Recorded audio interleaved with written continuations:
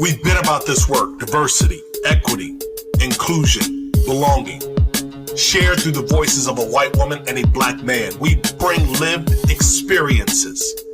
We have pursued D&I progress for most of our professional lives. We use Crazy and the King to cover news, tips from colleagues, and host incredible guests. Listeners, count on Julie and I to transparently drive the conversation. We thank you for rocking with us. Check it. Julie, kick off the show.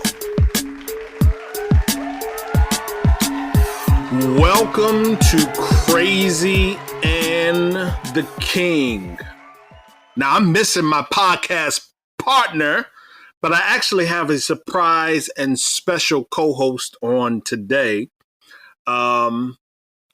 I know it sounds a little bit different because you might be wondering whether or not you can continue to trust Julie and I, because Julie and I said that we would have some guest voices. Shout out to you, Yvette Pegues, for doing the very first Crazy and the King takeover last week.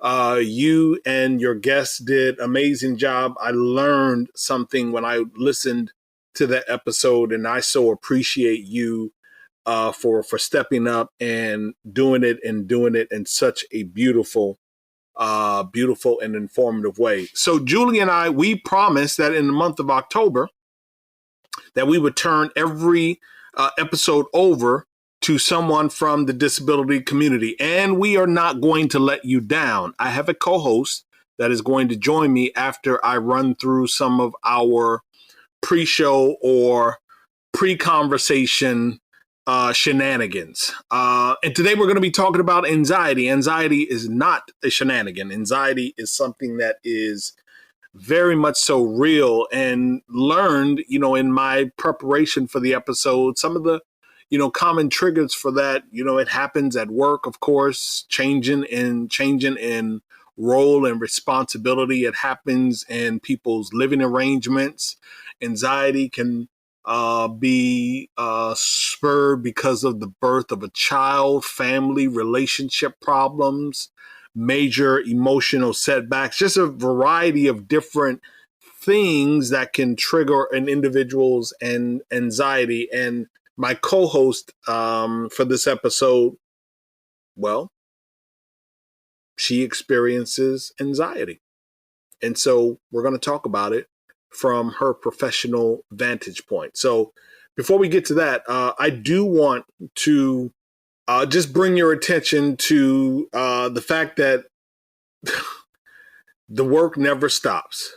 There is just never a shortage of instances that demand our attention around diversity, equity, inclusion, belonging. One word, humanity. One word.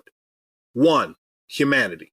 There's never a shortage of reasons for us to better focus on humanity. There's never a shortage. Like, we don't need data. We don't need a bunch of charts. There's just never a shortage of examples that we can point to, some people even experience, that remind us that we can be better humans. Out in LA, president of what I believe to be the city council, president of the city council caught making racist remarks. Actually, this audio was leaked, and my understanding is that the audio is well over a year old, but behind closed doors, Los Angeles City Council President Nuri Martinez made openly racist remarks about some of her council colleagues, and the Los Angeles District Attorney spoke crassly about them. Private conversation. So you know what happens. She's thinking that the mic is not hot. And when I say the mic, like a person in the vicinity, wherever they were, she's thinking that everyone in the room was, I guess, a a co-conspirator, someone who would be supportive, no one who would reveal some of the things that she said. Yeah, I always wonder, like, what goes through individuals' minds when they are saying the things that they are saying, and then immediately, and in this case, not immediately, but immediately once the tape was released earlier in the week, immediately asking for forgiveness. What goes through their mind? So she actually wants to stay on the city council. They see otherwise. There are a number of people that are on the city council that are like, you got to step down. So she has stepped down from being the president of the city council, and she's trying to hold on. She's asking for forgiveness. She wants to remain on the city council, but some of the folks in LA are not having it. Something else that came up earlier this week, an article over on MIT Sloan Management Review website. The article is titled "How to Fix a Toxic Culture." Subtitle: "To Address Toxicity in the Workplace, Research Shows There Are 3 Critical Drivers That Companies Should Focus On." Those drivers, now listen, I don't want you to be surprised when I say this, but there are 3 critical drivers. Those drivers, according to the article: leadership, social norms, and work design. Leadership, social norms, and work design. I mean, do I need to talk about it? Nah, I ain't gonna talk about it. Just go read the article. Go to MIT Sloan's website. You can get it at sloanreview.mit.edu. Again, sloanreview.mit.edu. Look for the article, "How to Fix a Toxic Culture." Actually, the article is dated September 28th. I don't give a damn if you read one of the other many articles that they have. Read them. Just go ahead and read them. And this week was World Mental Health Day. And so the World Health Organization actually put a page up on their website. And I kind of smiled because I felt like the page was a little lacking in terms of intensity. So you can go look at it if you'd like. But World Mental Health Day was this week. The World Health Organization, WHO.International, they did put a website up or a page up on their website. So feel free to go and check it out. I ran through the articles quickly because I want to get into this uncharted territory. You see, I've never had a conversation around anxiety one-on-one, not one on a mic. I may have had one just in passing, if you will, with a friend. I may have had one with what I consider to be an associate or an employee of one of my clients. But I've never really had a substantive conversation around anxiety on the microphone, to my knowledge. So I am going to go into uncharted territory today to have this conversation with my co-host, my guest, my special person, who is going to join me just after this break. Today's job seekers are experiencing a labor market unlike any other in history. Priorities, expectations have drastically shifted over the past year as the motivations of the modern workforce continue to dominate the hiring landscape. With millions of available jobs and talent seeking roles that better align with our own personal requirements, today's job seekers are leveraging their upper hand to secure new jobs, higher wages, and better benefits. Workers are making it clear they want more from employers, and they feel empowered to ask for it. The 2022 Job Seeker Nation report seeks to help recruiters and employers understand how to adapt to our current reality of talent acquisition and remain competitive in today's labor market. Download now at jobvite.com/CATK.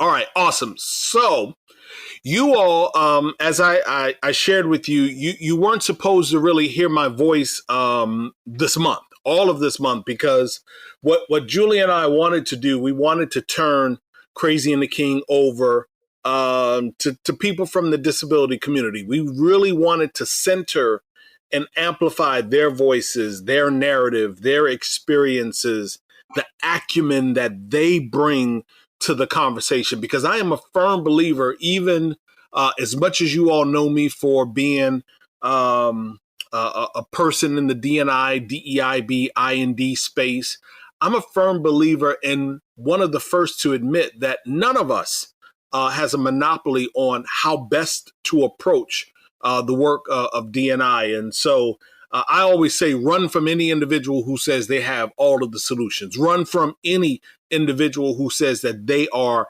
the absolute, dynasty around doing DNI work. And so today I get to say now, I'm going to elevate her just in this brief moment, but I get to say my co-host is joining me.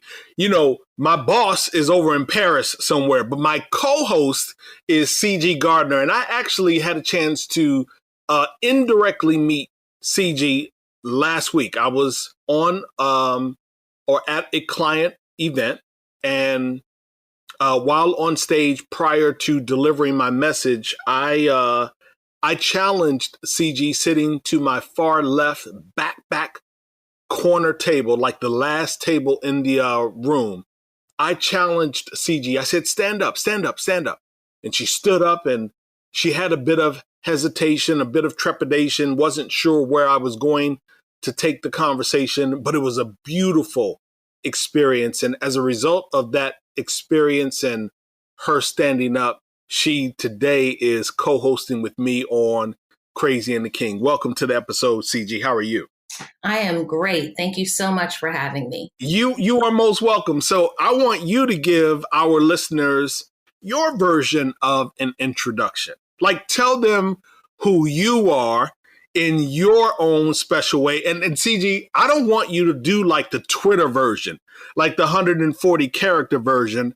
I want you to do like that CG version that is head of the usher board at Church of God in Christ. And you got a chance to get on the mic, and the usher doesn't get on the mic enough. So when we give the usher the mic, they are going to take it. CG, I want you to use the mic.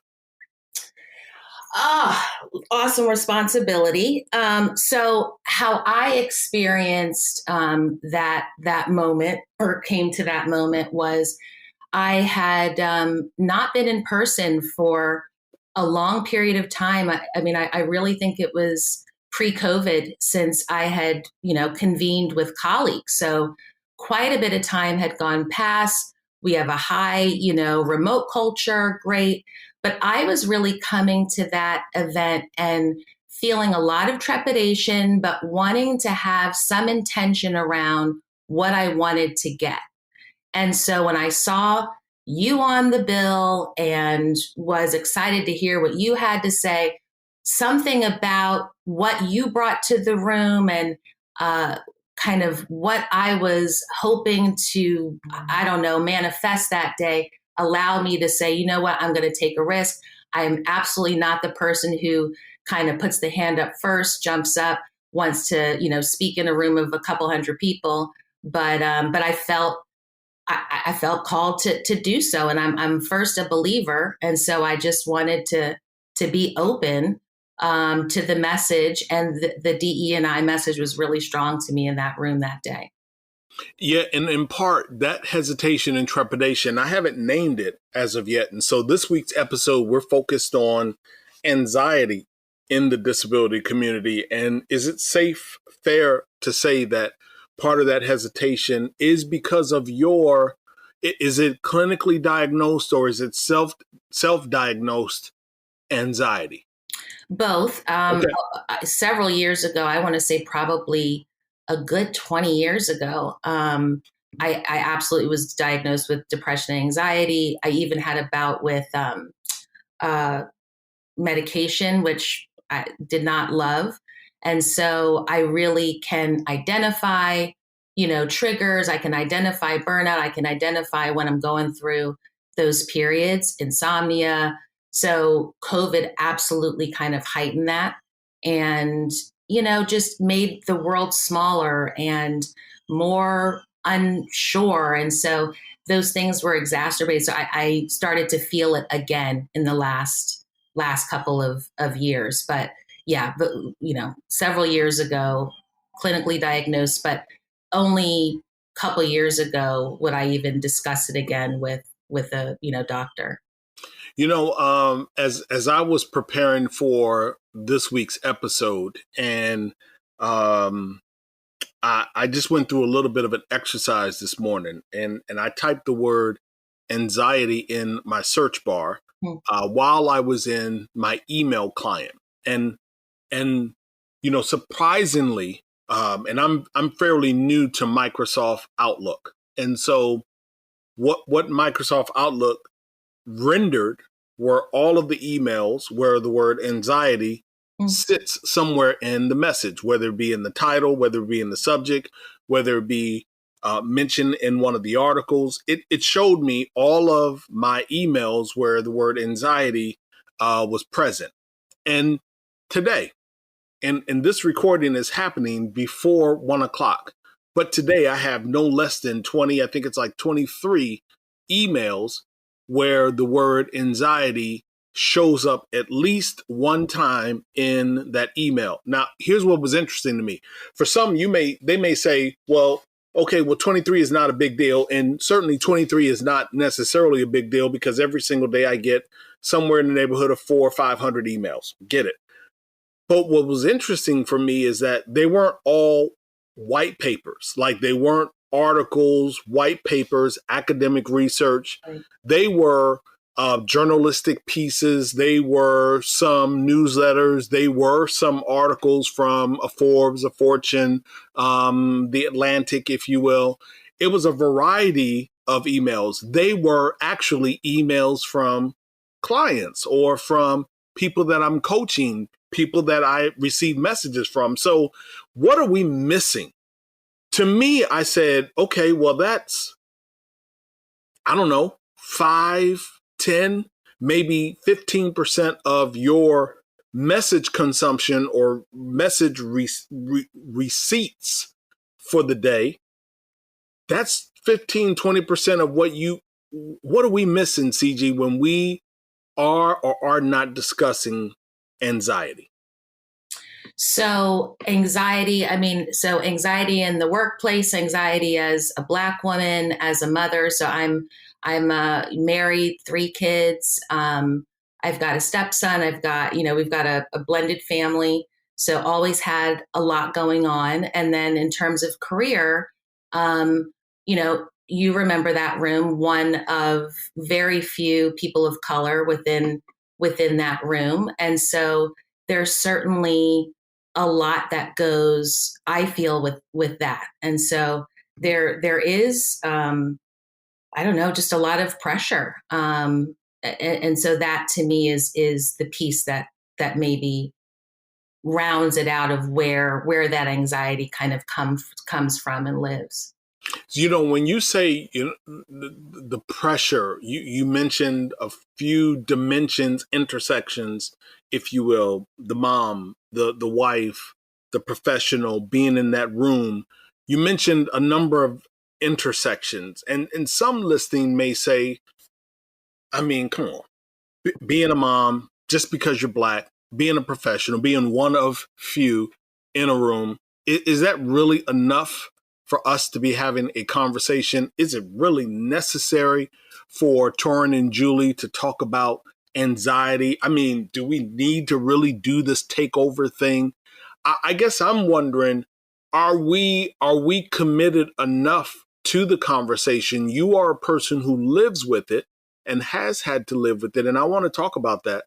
But do you feel like we have in the workplace done enough to address this as well as many other unseen or hidden disabilities? Oh, I doubt that we've done enough. Personally, I've seen small small efforts towards mental health. I know, there's certainly more discussion around employee wellness and access to EAPs and all of that, but I have not. EAPs, what's EAP?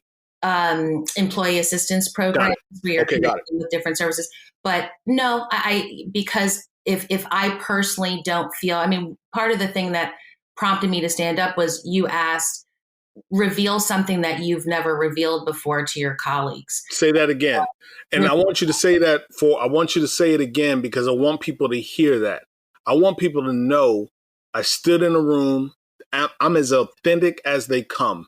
But even more so, not about me, about you and your bravery. So I want you to repeat what I said and then continue. You essentially dared you dared somebody to stand up and reveal something that they have not revealed to their colleagues before. And it was very nerve-wracking. It was, again, yes, it seems so benign.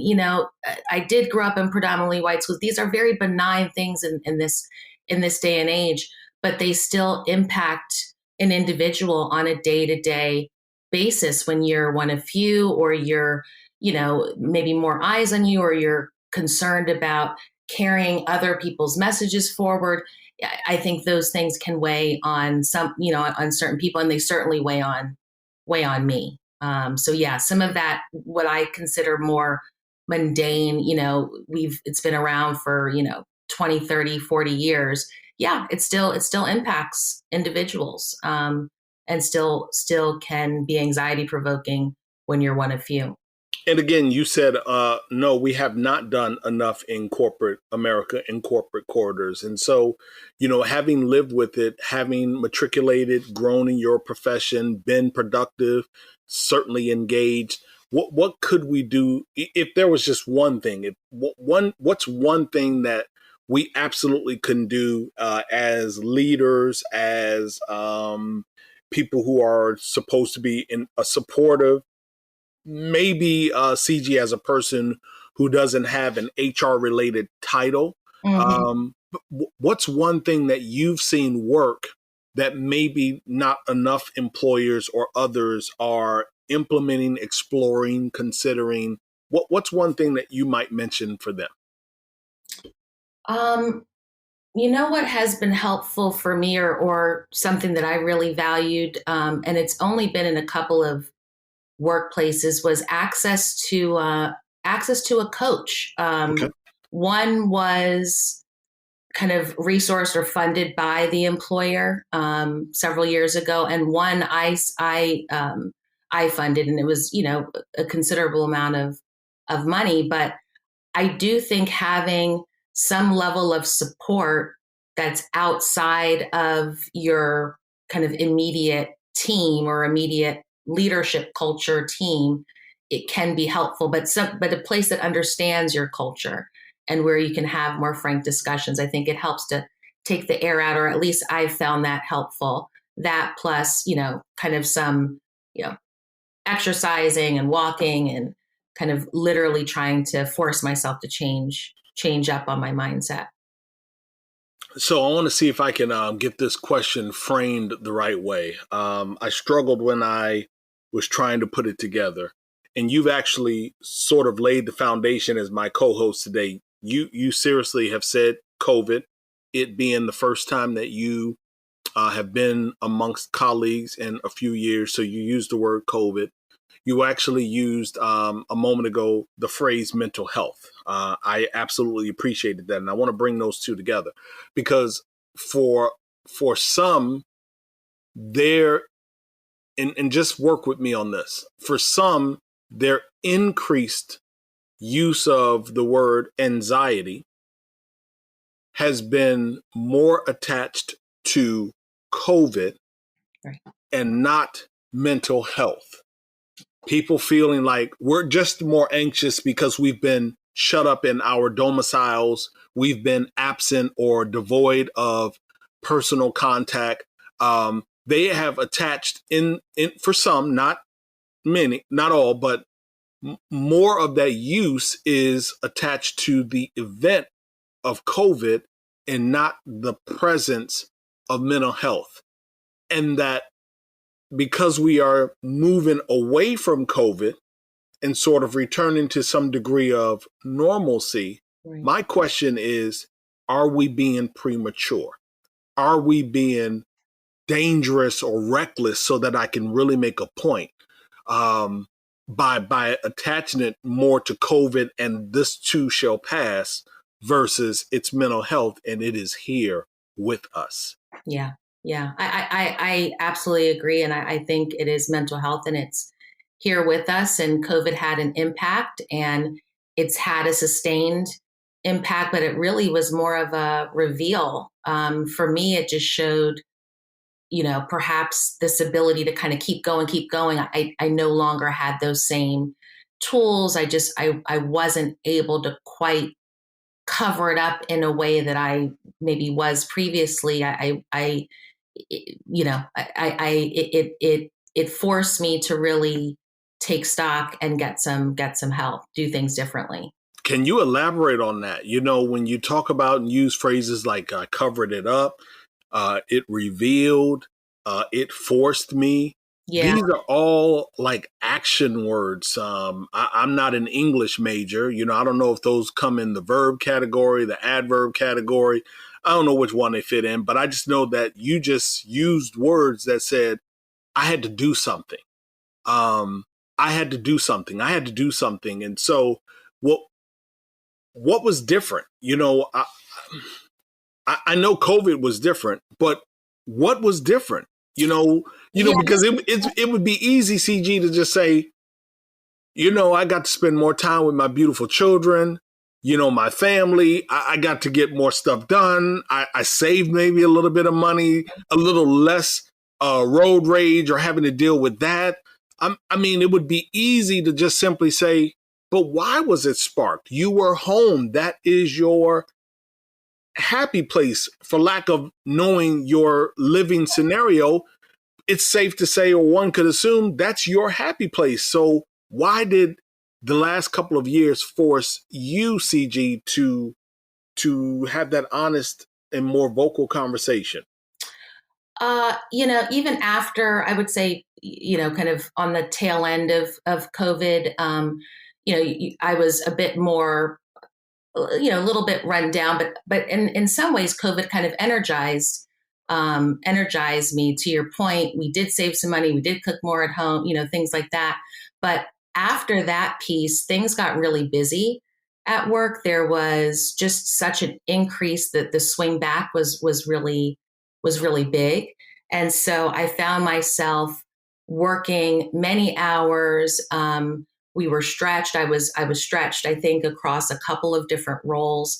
And so I personally was burning the candle at both ends. And it was very clear to me, again, I was like gaining weight. I was really not sleeping well. I was at the earlier part of the pandemic. I was drinking to excess. Like I really had to shift things. I was just very, very anxious. It was not just spinning.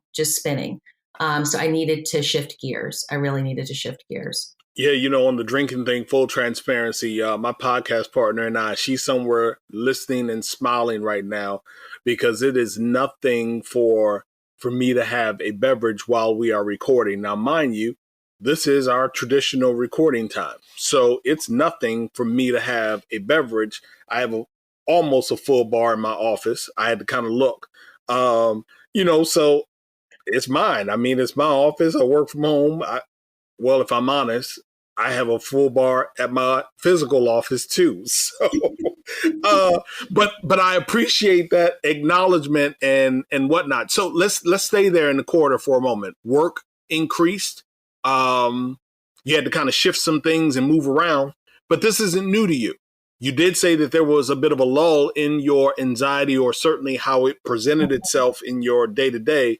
Talk about that just a little bit. Was this something that impacted you heavily when you were young, junior in your career?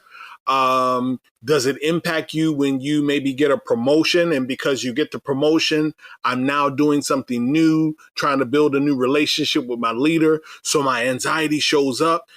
Just talk a bit about how personally for Ciji it shows up, because I'm hoping that your interview and co-hosting with me today, I'm hoping that it's a bit of vocal therapy for others who may be experiencing it. Sure. When does it show up? I feel like it's present pretty frequently, but then I'll have some really acute time periods. Just physically, it's going to show up in heart racing, maybe before meetings, or how you're, presenting yourself. So it's kind of ever present. But yes, there are times where it has been much more significant. I'm a career changer. So I'm my theme is that I love people. I love building teams. I love the world of talent, but I have done it at different entry points across my career. So being able to, just again, that imposter syndrome, or just that idea that you're trying to make sure that folks connect the dots between what your skill set is and what your experience is and what you can add to the table. Those things bring me anxiety, or have over, different periods of my building my career. So do rituals tend to work for you to make things a little bit better? So when you mention 1000%. anxiety, you mentioned anxiety before meetings. So what sort of rituals might work for you, whether it be meeting related, whether it be family centered, something in the community, because this anxiety is not present only in one of those dimensions. I believe it's probably with you through many, if not all of them. What are some of the rituals that tend to work to bring you a bit of calm and peace? Yeah, I'm a big planner. So you're right. My day has a lot of order to it, not to the point of kind of OCD, but definitely has a rhythm and has order to it, with kind of planned slack in the day, again, to reduce anxiety. I'm actually, as I'm talking about it, I can't believe how much I actually am oriented to it and managing it. So it's interesting to kind of actually talk about it. So yes, I do have a lot of order in my day.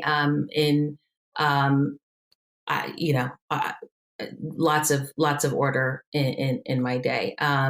I'm breathing rituals. I have a snack before bed. Like, there's certain things that I just kind of must do, which I'm sure irritates, and I know irritates my husband and irritates my family. But practice, if there's a presentation, preparing and practicing kind of over and over again, making sure that I've got my talking points, things like that to really balance it out. My diet, walks. I do a fast, a juice fast pretty regularly, just to kind of always try to keep a balance, keep a certain level of equilibrium. So lots of things. So I know it's only been a week. Last question, and certainly I appreciate you for your contribution and your time. It's only been a week, but you stood in a room of 200-300 leaders, senior individuals in the organization, and you made that revelation. I'm wondering, has anyone commented on that revelation in a way more than wow or thank you for sharing? Has anyone substantively walked up to you, emailed you, connected, communicated with you, and said, we're going to change how we support you, how we develop you, how we inspire or resource you? Has that happened? It's only been a week, so Right. full transparency, but I'm curious.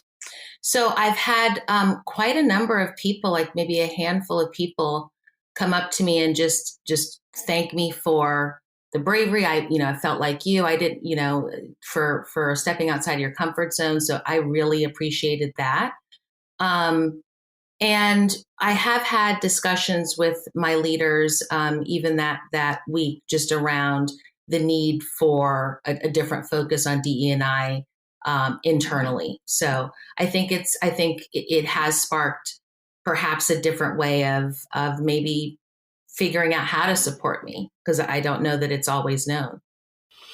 CG, I would ask that you mark your calendar, and if you would be kind enough to join Julie and I, at some point in Q1, I'd love for you to come back and give us an update. 120 days, 150 days, give it some time, and let's see what may have changed both in you as well as in your team and the organization, just around your revelation, your bravery, if you will. I don't want it to just be a moment that we experienced in the state where we were. I want it to be one of those things where we get to sort of check in with you in a bit of a therapeutic way. So would you join Julie and I at some point in Q1 for 5 or 10 minutes just to give us an update?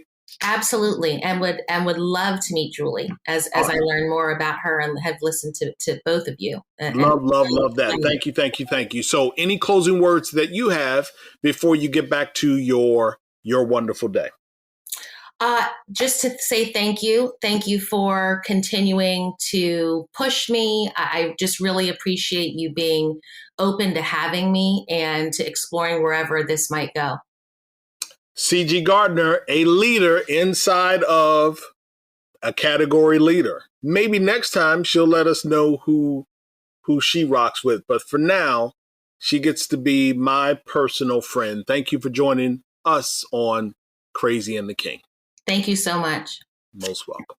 Hi there. I'm Heather Drago. And I'm Sarah Saunders. We host the podcast, That's a Hard No, about saying no and setting boundaries. So you can become that true and empowered you that this world needs. Saying no isn't just okay.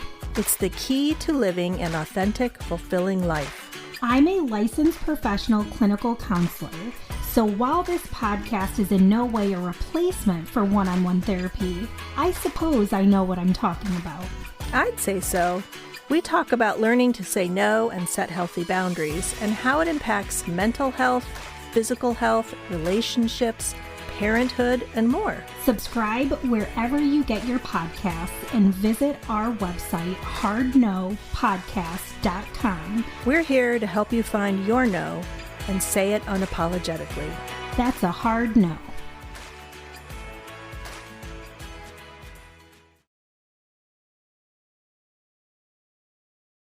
Our Her Voice segment is where we amplify women that are making moves. Listen, I got to tell you, truly appreciated the work that Yvette is doing and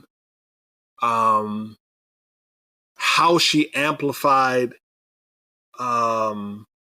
just the story from Will Destrian, that it really sat on me, and it sat with me enough that admittedly I didn't prepare this week for the women that are making moves in a way that I normally would. I decided this week, because we are and have talked about anxiety, that I'd give each of you as listeners a bit of a challenge, because we are in the month of October, National Disability Employee Awareness Month. I want to send you on a bit of, I'm going to use this term affectionately. I want to send you on a bit of a internal scavenger hunt. You heard Ciji reveal that she stood up in a room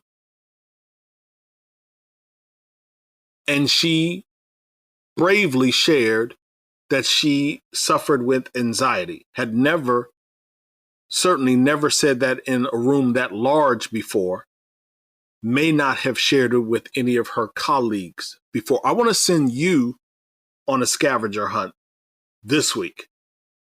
And this week, what I'd love for you to do is make an extra effort to dig into your Slack channel, comms, the relationships that you have with your leaders, with other women. I am speaking specifically about women. And I want you to amplify if you have anyone on your team, in your business unit, or your department that is a woman that operates at a high capacity, fully engaged, an example, a model, if you will, but that one of her or their intersections happens to be anxiety. I want you to find a way to amplify them. And I want you to amplify them, whether it be through a virtual coffee, you making the investment. Perhaps you take them to lunch. Maybe you sit and learn from them like I did today, how you might support them better, how you might be a better ally to them with their hidden disability, how you might create a better, more safe space, workspace, where others feel like Ciji did, and they are able and willing to reveal to you that they are operating with this disability. That's my challenge in her voice this week. I want to see if we can do how Julie and I end the show, build better culture, better business units, departments, better teams, better workplaces. But the only way that we can do that is not only through the act of listening to the podcast, it's about taking some action. And so in her voice this week, I'm challenging each and every one of you as listeners to get more intimate in your workplace. Learn more about the people that are in your workplace, and let's see if we can do the tenets of this show. One quick thing before I get to a resource, I want to share Psych Congress Network. They actually put out a report.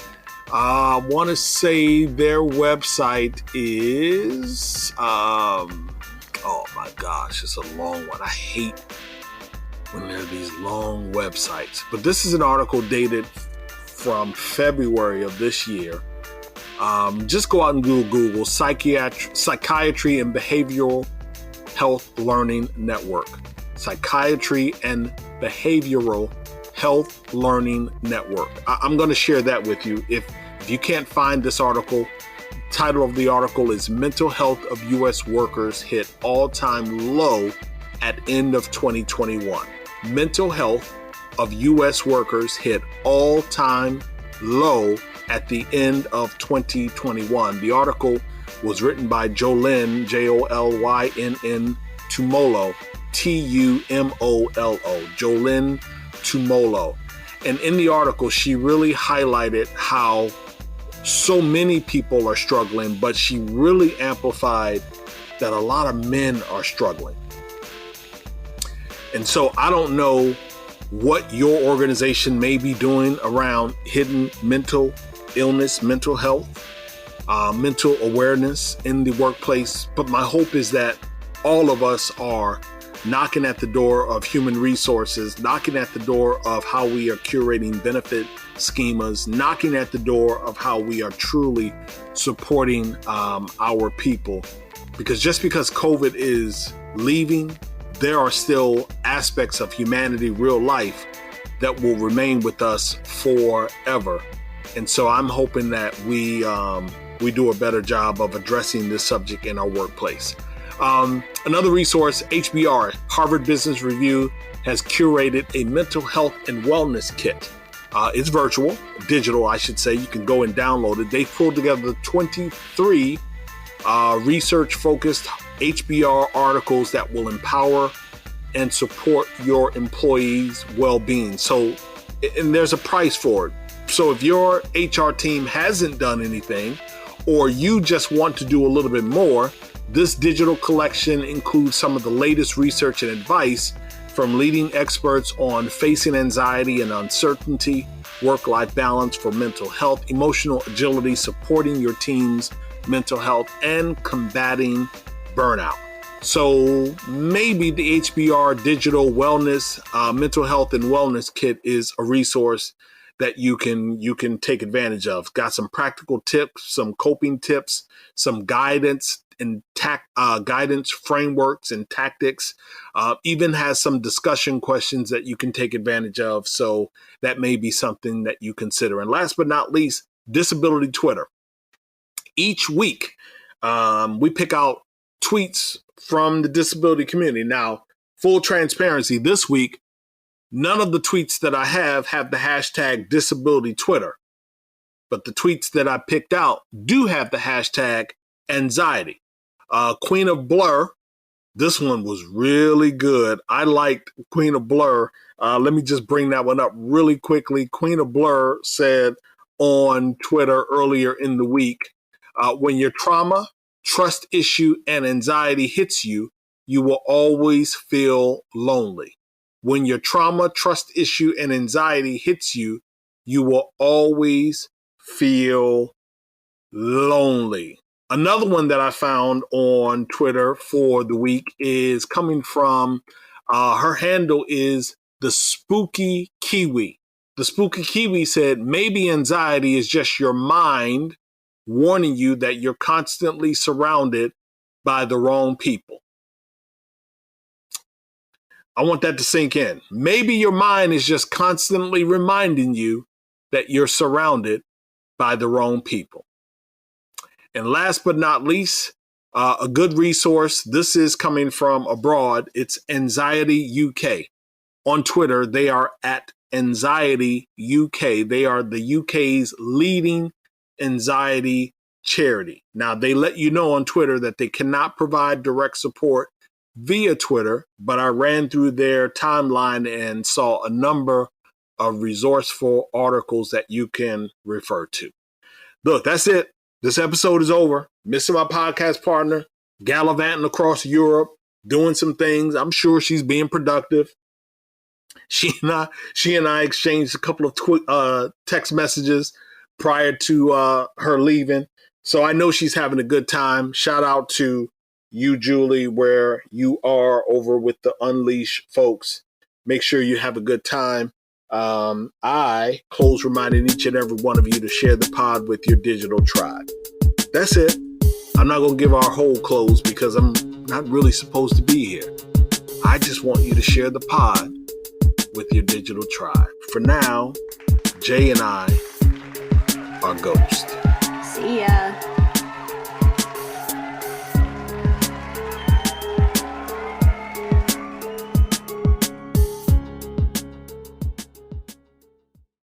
Hi there, I'm Heather Drago. And I'm Sarah Saunders.